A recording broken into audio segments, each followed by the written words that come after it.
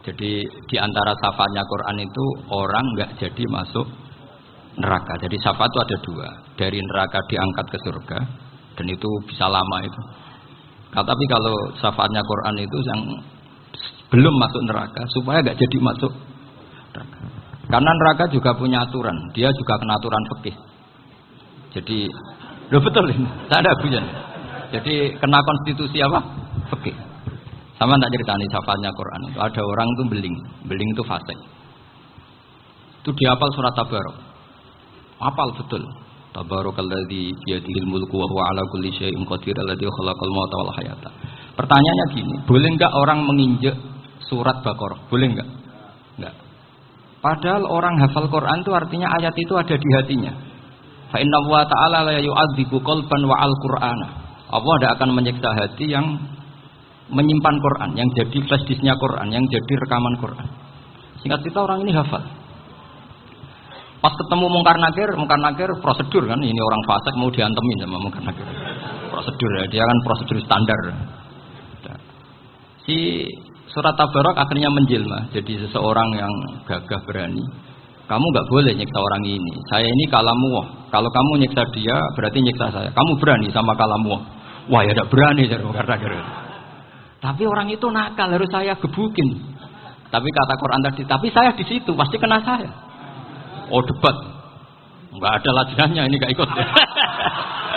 Kalau Gus Wirjon ikut jadi lajnah. Kalau jadi lajnah pasti kroninan. Kalau santrinya dimenangkan nanti. Akhirnya debat. Ya sudah kita ketemu Allah. Akhirnya Mungkar Nakir sama Quran tadi surat Tabarok datang sowan sama Allah. Terus kata Allah, memangnya kenapa Mungkar Nakir? Saya harus nyiksa dia karena dia fasik ya Allah. Memangnya kenapa surat Tabarok? Saya ada di situ. Menurut aturan, orang tuh nggak boleh injak-injak Quran. Kalau dia nutuk saya, nutuk Quran. Itu harus dikasih tahu fikihnya Mungkar Nakir. Akhirnya Allah ngendikan gini ke surat Tabarok. Ya sudah terserah kamu. Kalau terserah kula Gusti, Mungkar Nakir nggak boleh nyentuh orang ini. Ya sudah selamat.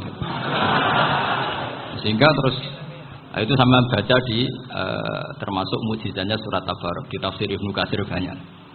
Karena tadi logikanya malaikat itu juga kena aturan fikih. Sehingga banyak ulama termasuk Said Muhammad ngendikan pertanyaan Mungkar Nakir itu tidak semua orang kena. Kalau semua orang kena nanti kalau tanya Nabi Muhammad, "Waman nabiyuka?" Kacau kan jawabnya. Nabi kamu siapa? Lu saya ini nabi. Ya kan? Lah nanti kalau pas ketemu Nabi Ibrahim, "Waman abuka?" Jadi repot kan? Makanya ada kiai yang guyon kalau ditanya, "Marabbuka?" Saya ini guru tauhid sembrono. Saya ini ngajar Ummul Barohin, kamu tanya Marabbuka. Masyhur itu keramatnya Imam Malik itu. Ada Ashabu Malik, rajulun min ashabi Malik. Beliau ditanya Mungkar Nakir, "Marabbuka manabiuka?" Imam Malik datang, ini seumur-umurnya itu ngajar tauhid. Kok kamu bedai enggak sopan kamu? Dan kita berharap barokah sampean ngaji nanti itu. Malaikat itu anak sungkane gitu. Jadi dan saya meskipun guyon itu serius. Bedanya orang alim sama ndak itu di situ. Kalau orang alim itu guyon itu masih benar, masih serius. Coba saya bacakan ayatnya. Ala inna auliya Allahi la khaufun alaihim wa lahum yahzanun. Terus lahumul busyra fil hayatid dunya fil akhirah. Artinya kalau Mungkar Nakir dengan penampilan garang gitu, berarti ada ketakutan apa enggak? Ada, padahal ciri utama walinya Allah tidak ada ketakutan. Makanya itu termasuk dalilnya Sayyid Muhammad, tidak semua orang alami seperti itu karena wali-wali itu la khaufun alaihim wa lahum yahzanun. Anak kiai Mungkar Nakir buat tidur wedek. Iku dreseke ora kok pertanyaan itu nak konan santri piye. Lho isen wis kiai dihanjuti Mungkar Nakir. Malu gak kira-kira? Mesti plengaan konan santri piye. Nah jawabannya gampang karena pernah ngajar tauhid. Makanya Sayyidina Ali ini ceritanya ada di kitab Nurul Dzolam. Sama lihat di kitab Nurul Dzolam karangannya Syekh Nawawi Banten. Itu Sayyidina Ali itu ya, andekan orang biasa mungkin ya agak-agak hasut, tapi ini wali gak boleh kamu katakan. Dia itu mangkal sama Umar. Orang kok setiap orang pernah dibentak. Apa dia berani bentak Mungkar Nakir? Penasaran dia. Bagaimana perangnya Umar itu berlanjut enggak gitu kira-kira. Akhirnya minta, ya Allah saya minta kasyaf. Ya karena yang minta Sayyidina Ali karena mau wajah dituruti sama kasut. Dilihat. Sayyidina Umar pas meninggal itu. Jadi hasud itu ya kadang penting asal baik. Loh betul bahasa Kanjeng Nabi kadang la hasada illa fisnaten. Itu Nabi bahasakan ya hasad.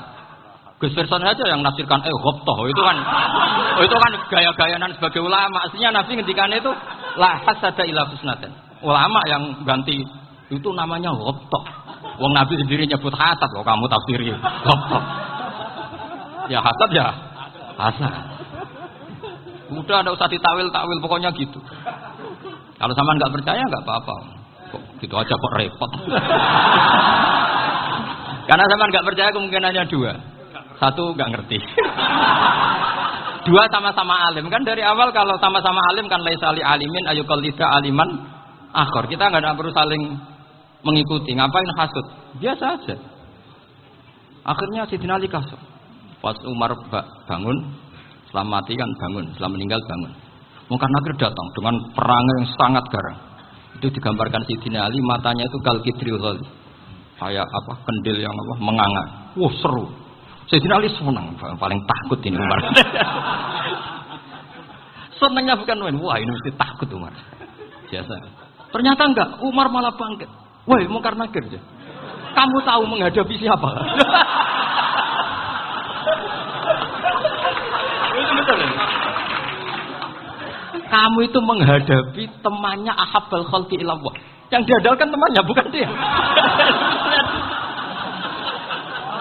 Kamu tahu yang kamu hadapi. Saya ini teman kekasihnya Allah. Jadi boleh kamu mengandalkan Mbak Virjon. Tapi nanti resikonya Mungkar Nakir ditanya, itu Virjon siapa? Wah itu masalah kan. Makanya syaratnya wali itu harus ma'rufun fis sama. Di langit sudah populer. Makanya dulu ada orang yang saking seninya Abdul Qadir ditanya apa saja jamnya Abdul Qadir Al-Jilani. Itu aman karena beliau populer. Makanya program kita harus populer dulu di langit. Nah, itu nanti kalau dicatat oleh santri-santri nggak apa-apa. Kalau nggak populer nanti dicatat, itu siapa? Masalah ini. Umar itu yang dibanggakan itu, kamu tahu saya siapa? Ya tidak tahu. Saya ini temannya kekasihnya Allah. Temannya Muhammad. Iya Muhammad Rasulullah. Wah mikir waduh. Repot. Loh di dunia aja gitu kan temannya presiden, temannya panglima, apalagi ini temannya Sayyidul Awalin wal Akhirin. Di dunia aja bilang temannya presiden, menteri orang sudah takut, apalagi ini temannya Sayyidul Awalin. Hanya Mungkar Nakir konfirmasi sama Allah, gimana ya Allah ini ngadepi. Sebetulnya diadalkan itu temannya, bukan dia. Wah, akhirnya sama Allah dibilang, ya Bu, ya sama seorang seperti itu Bu yang sopan. Terus semenjak itu Mungkar Nakir itu nggak selalu berpenampilan seperti itu sangat. Jadi semoga itu konsisten sampai nanti. Jadi kamu kalau ingin nggak takut Mungkar Nakir jadi wali. Karena sarannya tadi hanya wali sing la khaufun alaihim walahum yahzanun lahumul busyra fil hayatid dunya fil akhirah. Jadi orang itu kalau ngaji itu harus khatam. Jangan semuanya kena pertanyaan. Nanti kalau semuanya kena pertanyaan nanti repot. Kalau Nabi Muhammad ditanya waman Nabi juga. Nabimu siapa? Lu kan terus jadi aneh. Jadi makanya ngendikan Sayyid Muhammad semua ulama lah. Enggak ada am kecuali ditaksis. Kecuali sifatnya Allah. Misalnya bikul lisein alim ya benar-benar bikul lisein. Tapi kalau am semuanya pasti ada taksis. Meskipun dalam muhawarah muhadasah biasa. Misalnya contoh gampang istri kamu baru seneng kamu, Mas nak pengen apa-apa itu lapor aku, gak apa-apa Mas, mesti aku seneng sama lapor. Iku dia aku pengen wayo. Wah langsung jadi apa wae. Mesti apa wae maksudnya kecuali itu. Gitu. Padahal kalau ngomong Mas sampean ingin apa saja tak dukung. Terus sampean bilang, pengen iku wayo. Kira-kira disetujui apa enggak? Sama seperti kita kalau punya teman akrab, wah nang omahku gak apa-apa, anggap aja omahmu dhewe. Terus mlebu-mlebu kamar. Jadi tidak ada am kecuali di kita. Artinya kalau ada cerita bahwa orang mati pasti ngalami ditanya Mungkar Nakir, itu pasti ada am yang di taksis. Itu pasti tidak dialami para anbiya, para auliya. Karena ciri utama wali itu la khaufun alaihim walahum yahzanun. Kemudian saya yang mau cerita ya, supaya sampean bisa menghadapi dunia global ini. Tak bawa tafsir Munir termasuk tadi.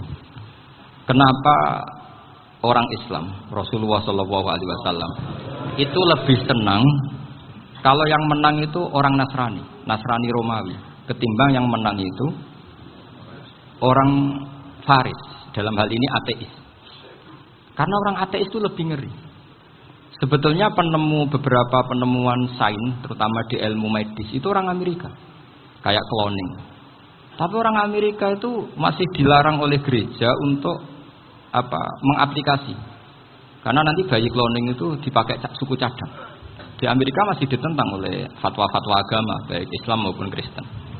Tapi di Cina itu dipraktekkan, karena nggak ada halangan agama. Di Cina itu biasa ada kondom diolah lagi jadi alat-alat aksesoris. Di Amerika tidak ada, karena masih ada agama, masih ada larangan. Sehingga orang Islam itu lebih takut kalau yang menang itu Persia, karena terus cara berpikir ternyata Tuhan itu tidak ada, langit nggak ada perannya. Jadi ketika yang menang Nasrani masih berpikir itu pertolongan Tuhan, meskipun mungkin cara mengatakan Tuhan beda dengan kita. Tapi ada satu kesamaan bahwa kekuatan samawi itu ada. Jadi disebut hulibatir rum fi adnal ardi wa hum min ba'di ghalabihim sahli. Di sini diterangkan oleh Syekh Nawawi supaya kamu tidak salah paham. Sebetulnya kamu katakan misalnya wah itu paham liberal, sebenarnya saya tidak tersiksa. Cuma takut yang mengatakan seperti itu cek goblokir atau ngaji gitu. Itu aja masalah saya. Ini saya baca ini karangannya Syekh Nawawi, karena tadi kata Mbah Firjon ngaji itu harus sama orang yang bersanad. Saya ini kalah sama beliau itu berkali-kali. Secara nasab saya harus manggil Mbah. Secara silsilah ilmu saya juga kalah lagi. Saya sering disewani sama cucu-cucu Syekhona Khalil. Kiai Sidik itu termasuk murid dekat beliau, Syekhona Khalil. Kalau itu berarti kan Gus Firjon, Ahmad, terus Mbah Sidik. Mbah Sidik ngaji Syekhona Khalil. Syekhona Khalil itu pernah ngaji langsung sama Sayyid Zaini Tahlan. Berarti beliau dari Sayyid Zaini Tahlan itu baru generasi kelima. Sementara saya itu sudah ke-7 atau ke-6. Saya, Mbah Mun, Mbah Karim misalnya, Mbah Hashim, Mbah Mahfud Termas, Sayyid Abi Bakar Sato, yang arangnya Anatul Talibin, baru Sayyid Zaini Tahlan. Berarti saya ke-7, kalah lagi. Tapi untuk jadi wali biasanya cepat saya. Karena syaratnya jadi mbah itu ngalah demi putu.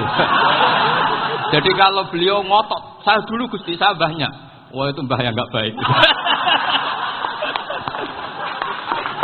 Pasti jatahnya dikasihkan apa? Cucunya dulu.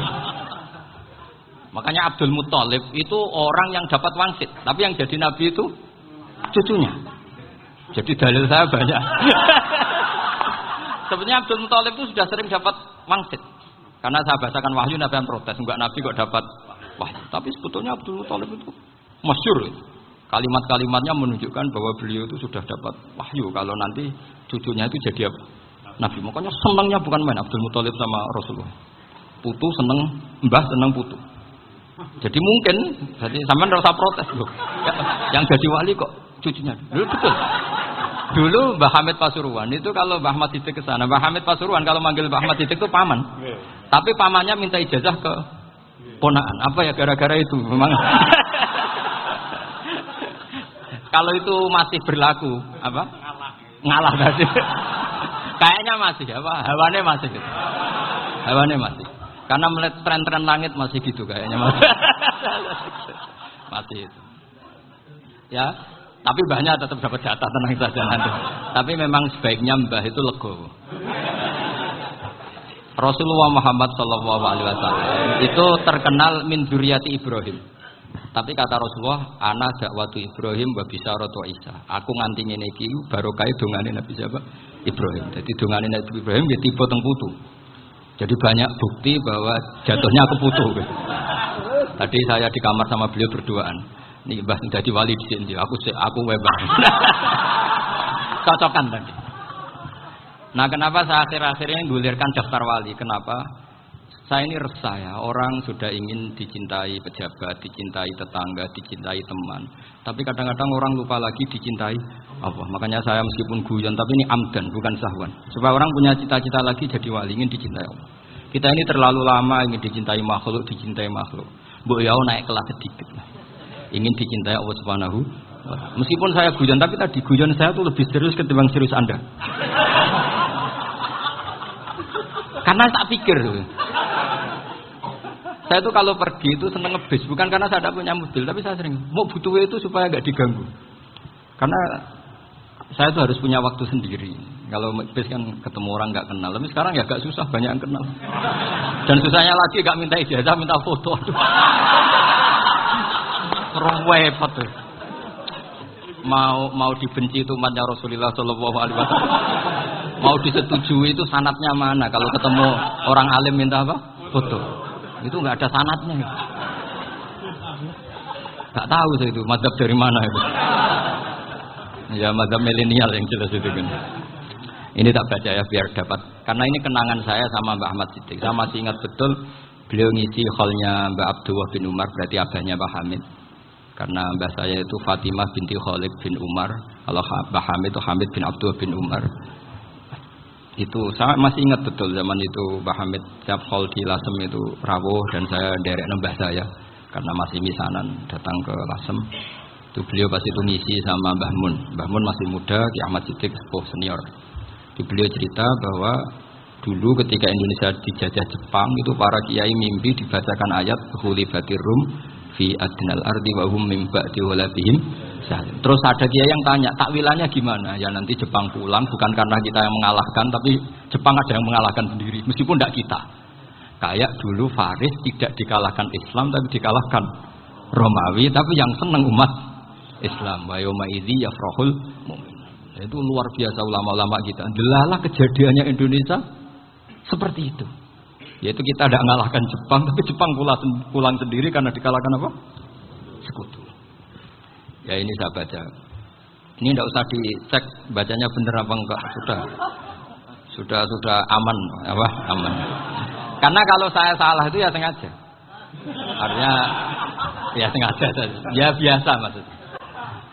Saya kemarin ngisi di Pondok Peloso, di Pondok Al Munawir juga.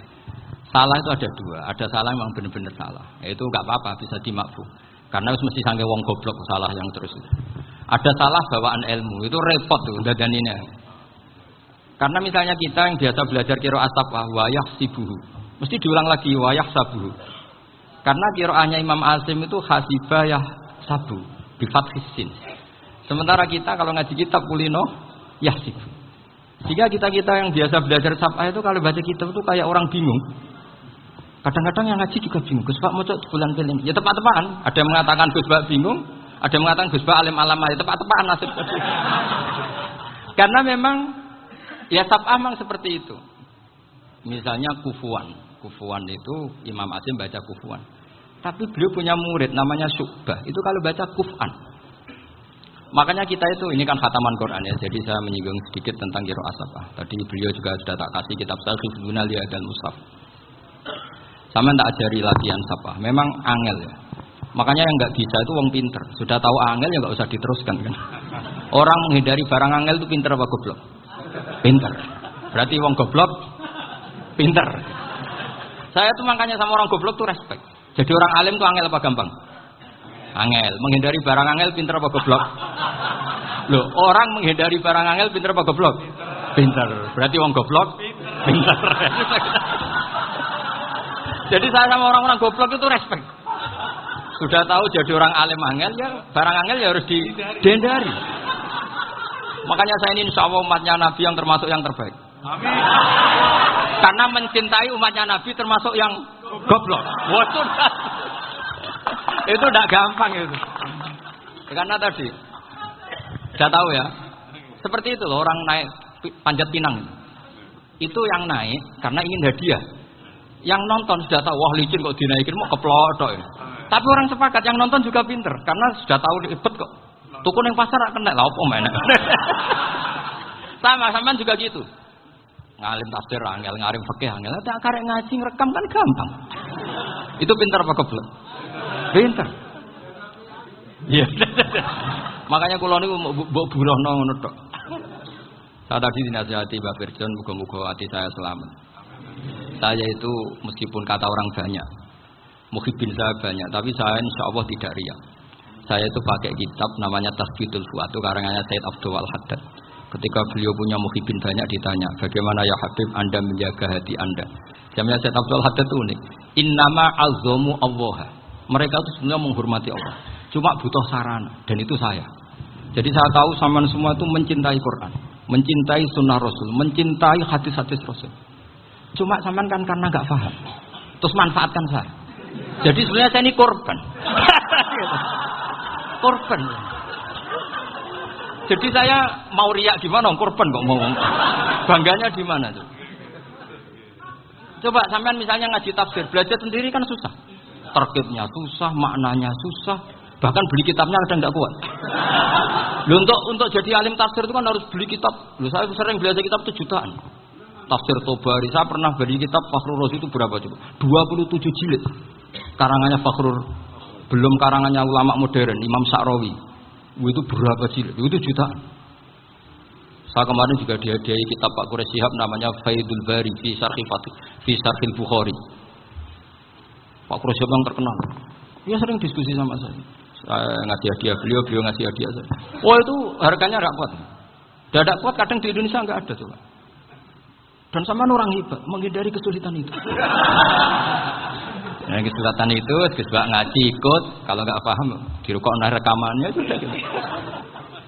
Pinter mana sampean sama saya? Pinter sampean kan? Bikin sosis susah beli aja kok repot kan. Makanya nggak boleh orang bilang, "Wah, aku goblok reso tafsir aku wong pinter."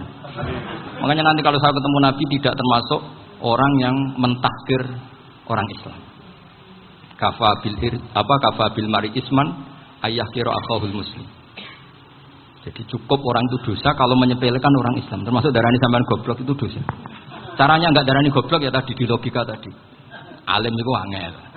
Nggih dari angel itu pinter. Berarti wong bodoh. Pinter ya sudah gitu. Tapi tetap bodoh. Tapi ini satu cara untuk saya respect gitu. Coba orang yang ngaji tafsir saya banyak, mungkin ribuan. Itu sebetulnya mencintai Quran. Karena Quran adalah kitab suci yang panduannya umat Islam. Sangat mencintai Quran. Terus kemudian mereka nggak paham. Terus mencari orang yang memahamkan. Burono lah kalau Jawa ini. Terus keren saya itu gimana coba? Lah terus mereka kurang ajarnya gini, kalau paham itu ya alhamdulillah paham. Kowe nak ngaji niku wae ngono tok. Tapi nek ora paham, ora jalan akal ya. Mari Gus Ban nerangno cepet mulane gak paham. Ora kok nyalano teke sing lelet. Itu kan Masya Allah, naudzubillah tenan. Sebetulnya tingkat kurang ajarnya tinggi Gus sebenarnya. Jadi kalau enggak paham itu kadang enggak nyalahno uteke. Kayak mau misalnya, mau mari mikir ra jelas. Padahal misalnya jelas ora mesti paham bodoh. Paham? Jadi kata Sayyid Abdul Haddad, innama azzamu Allah. Sebenarnya mereka itu sangat menghormati Allah. Makanya kita nggak perlu mengatakan wasilah itu kafir, nggak akan. Karena orang tawasul sama Rasulullah itu ingin dapat ridhonya Allah lewat orang yang dicintai Allah. Kita mencintai wali, wah itu kekasih Allah. Kita mencintai itu karena mencintai Allah. Sama seperti gini. Kamu mencintai kangkung apa enggak? Sebenarnya sama sekali enggak. Tapi kamu ingin sehat, ada asupan gizi. Kamu ingin tubuh kamu sehat, butuh asupan gizi. Kemudian kamu makan kangkung. Apa terus kamu cinta kangkung kan enggak? Cinta kesehatan kamu sama. Orang yang mencintai saya sebenarnya ingin kepuasan rohani. Saya kan termasuk kiai yang torekonya gampang. Ini swarga kan akhirnya penggemarnya banyak. Coba kalau kamu ini neraka. Jadi sebetulnya Anda mencintai kepuasan Anda sendiri. Nah, saya ini korban. Makanya untuk masuk surga cepat saya, korban itu cepat. Da'watul mazlum la turaddu kan gitu. Laisa bainahu wa bainallah hijab. Jadi saya kalau dongo langsung seret banget. Karena mazlum. Saya sinau tafsir itu Mbak, sampean bayangkan ada tafsir itu sudah 27 jilid. Sing ngarang Fakhrur Razi itu buletnya bukan main. Karena dia ahli filsafat. Buletnya Masya Allah. Sudah gitu sinau Jalalain kadang dikomen oleh Sawi. Sudah kita percaya Jalalain sebeli dibuli Sawi. Percaya Sawi dikandani, "Oh iku Maliki rasa ribet." Sudah gitu sinau Qurtubi, sinau tafsir Tabari itu susahnya. Belinya susah, belajarnya susah. Padahal saya punya keluarga, punya istri, punya anak. Bayangkan kalau istri saya rewel, gak istri sampai. Wah itu. Tapi alhamdulillah enggak. Sama sekali enggak. Allah sudah memilihkan, wah ini bahaya kalau punya istri rewel. Imam Sibawai itu kitabnya banyak, tapi yang terbukukan hanya kitab Sibawai. Karena beliau kalau sudah belajar lupa istri. Hanya pas beliau di pasar, kitabnya dibakar semua sama istrinya. Karena dianggap saingannya. Ternyata yang dicerai tidak kitabnya, malah istrinya. Itu Imam siapa? Tapi alhamdulillah kitab saya enggak terbakar, aman. Saya teruskan ya. Jadi untuk menjaga riya dilatih innama azzamu Allah. Sebenarnya mereka itu menghormati. Sehingga wasail-wasail itu sebenarnya enggak pernah jadi subjek, pelaku utama enggak. Tetap Allah. Sebab itu kata Sayyid Muhammad, kamu kok mengatakan wasilah itu kafir itu gimana? Ketika innallaha qad ba'atsa lakum taluta malika. Talut itu ya manusia. PD-nya itu apa? Inna ayata mulkihi ayyatiyakumut tabut fihi sakinatum mir rabbikum wa baqiyatum mimma taraka alu Musa wa alu Haruna tahmiluhul malaikah. Jadi beliau PD itu kalau bawa sunduk semacam peti sakti, sing di situ ada baqiyatum mimma taraka alu Musa wa alu Haruna tahmiluhul malaikah. Ya kayak semacam jimat. Tapi saya bukan mensyariatkan jimat enggak, karena nanti banyak penjual yang pembohong juga gitu. Cuma cerita, kamu tidak usah mengatakan kafir dulu. Tolut PD-nya kalau bawa sunduk semacam peti kesaktian yang di situ ada baqiyatum mimma taraka alu Musa wa alu Haruna tahmiluhul malaika. Sehingga Khalid bin Walid meskipun beliau sahabat dan menyaksikan wajah Rasulullah sallallahu alaihi wasallam, itu bawa sya'aratun min sya'aratihi Rasulullah sallallahu alaihi wasallam, bawa rambutnya Nabi. Perang kemana-mana itu diletakkan di pecinya. Nanti sama tanya lagi, masa pakai peci Khalid bin Walid ini? Wah panjang, sampai itu repot. Sampai tak warai ngaji usul fikih. Usul fikih itu kalau ngaji itu ada istilah tangkihul manat. Ini wilayah yang kita bisa berdebat sama Mbah Firjun. Dulu itu musuh saya karena saya makili Anwar, beliau makili Peloso. Tapi tahu-tahu kalah tua terus saya mengundurkan diri. Di fikih itu ada istilah, ada tangkihul manat, ada tahqiqul manat, ada tangkihul manat. Tangkih itu kira-kira gini, lafaz hadis itu dibuang sekian untuk tahu bahwa itu madarul hukmi. Misalnya gini, tak beri contoh paling gampang. Sama harus paham, kalau nggak paham nggak pinter-pinter. Ja'a a'rabiyun ila Rasulillah sallallahu alaihi wasallam. Ya karena ini menghormati Mbah Ahmad Siddiq, beliau orang alim, jadi ngaji ini tetap ada suasana alim. Ya harus ada suasana alim. Nggak perlu jadi orang alim, tadi susah. Sudah ngindari susah itu pintar. Sudah itu aja.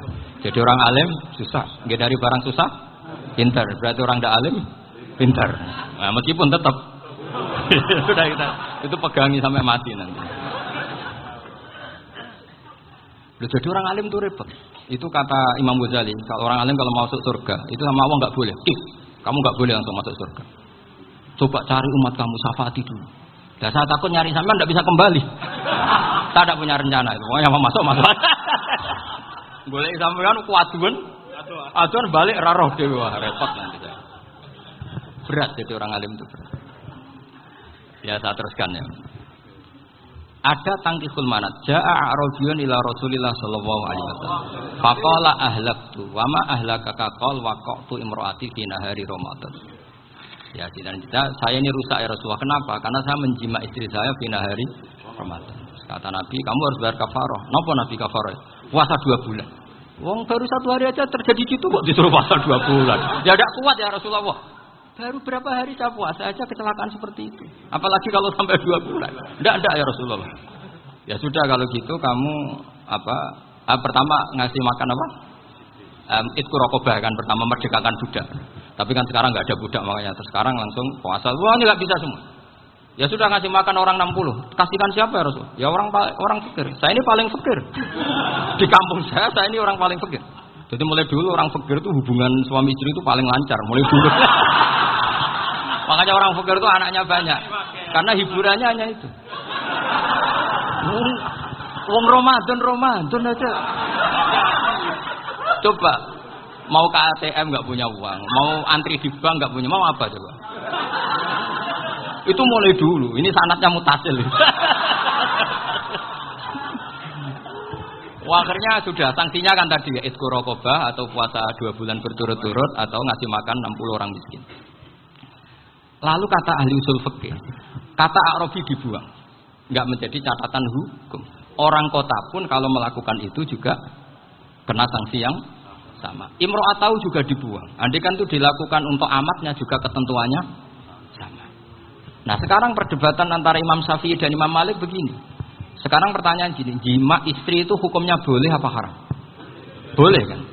Lalu kalau ada orang tanpa udzur kemudian makan siang-siang, cara Imam Malik hukumnya sama, harus kena sanksi yang sama. Karena sama-sama hadku hurmati Ramadan bighairi udzrin syar'iyyin. Sama-sama merusak hukum Ramadan tanpa udzur syar'. Lu jima itu tidak zina. Kan hukumnya jaiz. Nah, sekarang makan hukumnya jaiz, harusnya juga kena ketentuan yang sama. Cara pikirannya Imam Malik. Nah, alhamdulillah Imam Syafi'i gak setuju. Wah, cara setuju repot. Bahkan orang-orang Syafi'i sudah punya khilaf, kalau gitu minum dulu. Iya, biar iftarnya pakai minum. Lah minum baru jima kan. Ini sudah menyiapkan khilafnya. Ini khas Syafi'i ini, bongsong rekayasa hukum. Nanti bisa belajar jauh cara ngakali hukum. Makanya guyonan yang masyhur Gus Dur itu gitu. Ada seorang kiai atau Gus lah, ya punya salah, namanya manusia kan punya salah, entah cangkruk entah apa, pokoknya punya salah. Ada wartawan yang ngiranya semua kiai itu orang suci, sehingga tanya sama Gus Dur, Gus itu ada kiai kok, ya pokoknya salah lah. Ya. Tapi jangan bayangkan dosa besar, enggak, kecil-kecil lah. Itu gimana itu? Padahal kiai kan orang suci. Jawabnya Gus Dur loh. Ya justru yang boleh salah itu para kiai. Kalau kamu nggak boleh. Loh, kok bisa Gus? Karena mereka tahu caranya tobat. Repot. Kalau kamu nggak tahu caranya, sama pelanggaran hukum itu ya harus pakar-pakar hukum. Ya. Itu yang tahu caranya rekayasa. Kalau kamu ya kena pasal kan ya. Jadi kamu jangan niru saya. Saya ini punya sekian cara untuk pembuktian. Nah, itu namanya khilaf. Makanya kata Sayyid Muhammad, kamu tidak usah anti khilaf. Karena Abu Hanifah itu membolehkan khilaf. Kita full khiyal. Yang penting kamu soleh dulu. Setelah soleh nanti Allah maklumi. Soleh dulu, syaratnya soleh dulu. Kalau tidak soleh jangan. Contohnya gini, ada orang mau puasa lemas sekali, mau makan. Gampang. Kalau langsung makan kan kayak hadku hormati Ramadan bighairi udzrin syar'iyyin. Aku langsung mau jembera sowan Mbah Firjon. Sudah status saya apa? Mustafid. Nah, sudah berangkat saja sampai Tuban makan. Nanti kalau nggak jadi ya nggak apa-apa sudah. Kan mulai pergi sudah mustafid. Saya tidak tahu nanti malaikat tertarik gebuki nggak tahu. Tapi itu ada khilafnya. Asal soleh. Karena kata Sayyid Muhammad dan semua kitab mengatakan itu. Kalau sama nggak tahu ya kebablasan. Nabi Ayub, yang nabi yang terkenal Gudiken itu siapa? Ayub ya. Itu yang Israiliyatnya kan seru. Gudiken dikukur bek kreweng itu terlalu lah kalau itu. Untuk kreweng konti ning Arab ora ono kreweng itu sudah masalah itu. Singkat cerita, Nabi Ayub ketika diasingkan kaumnya itu kan nggak punya sumber makanan.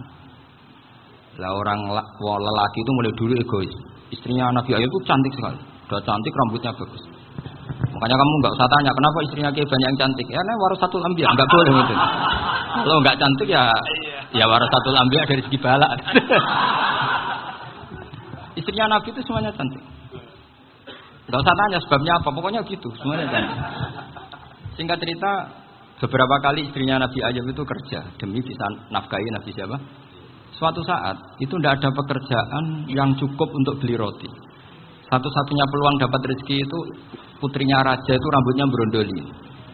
Terus ada sayembara siapa yang rambutnya bagus mau dibeli. Sampai rambutnya istrinya Nabi Ayub itu dijual. Nabi Ayub tersinggung karena itu mengurangi kecantikan. Jadi lelaki mulai dulu gitu. Udah nggak urun kalau istrinya nggak cantik itu komplain. Itu khasnya lelaki. Jadi kalau kamu gitu ada sanadnya juga, tenang saja ya. Komplain ya pegawai. Saking mangkelnya Nabi Ayub terus ngendikan la adriban naki mi atas sautin. Kamu akan saya pukuli dengan mi atas sautin atau dengan 100 sambuan. Atau mi atas dikhtin atau mi atas apalah sesuai konteks zaman itu. Engko nak muni pecut tuku konti kok ribet lagi. Singkat cerita akhirnya ketahuan bahwa istrinya menjual itu demi Nabi Ayub. Allah nggak ridho kalau kekasihnya yaitu istrinya Nabi Ayub wis perjuangan kayak gitu malah kena hukuman. Tapi Allah juga nggak ingin kekasihnya yang bernama Ayub melanggar sumpah. Padahal beliau sudah sumpah, wallahi demi Allah nanti tak pukul dengan 100 kali. 100 kali dengan lidi lah misalnya, contoh yang gampang tuh lidi. Akhirnya sama Allah dikasih satu solusi. Wa khud biyadika dhihsan fadrib bihi wala tahnas. Ya sudah, lidi itu ikat jumlahnya 100. Terus pukul sekali saja. Anggap saja sudah 100. Iku pangeran sing wari ngakali ngono iku pangeran. Tapi syaratnya soleh. Syaratnya soleh. Jadi kalau kamu anti khilaf berarti anti ajarannya Allah di ayat itu. Wa khud biyadika dhihsan fadrib bihi wala tahnas. Itu dulu ada, ini cerita di Ithaf, ini cerita terakhir, ini sudah, teman jangan tambah sudah. Terus pengumuman tadi, yang nggak pernah sepuh utang saya itu haram. Karena tadi saya punya kewajiban di rumah yang bisa menggugurkan ya kewajiban yang lebih besar. Lebih besar itu ya tadi, bisa pernah guru, pernah sepuh, yang jelas nggak umur. Umur sampean menangkap itu, tua-tua serepot gitu. Ada raja itu ganteng kaya, senengannya nikah perawan cantik. Oh itu semua kampung mesti kenal. Mungkin digilir atau gimana pokoknya. Suatu saat ada pemuda suka sama perempuan yang di kampungnya, cantik sekali. Kemudian pemuda ini ternyata pekerja di kerajaan itu. Tiap hari ditanya, oh itu yang di kampung yang cantik siapa? Mau saya nikahin gini. Wah bahaya ini, saingannya raja. Jadi yang dibidik pemuda tadi itu saingannya. Si raja ini orang yang namanya raja kan gengsinya tinggi. Kaifa tankihuha wa qad ra'aitu qad qabbalaha rajulun. Kobok nekabi, saya itu pernah melihat dicium lelaki. Wah, gak mau. Gak gelem, kadang kita ambung kan wakot kebal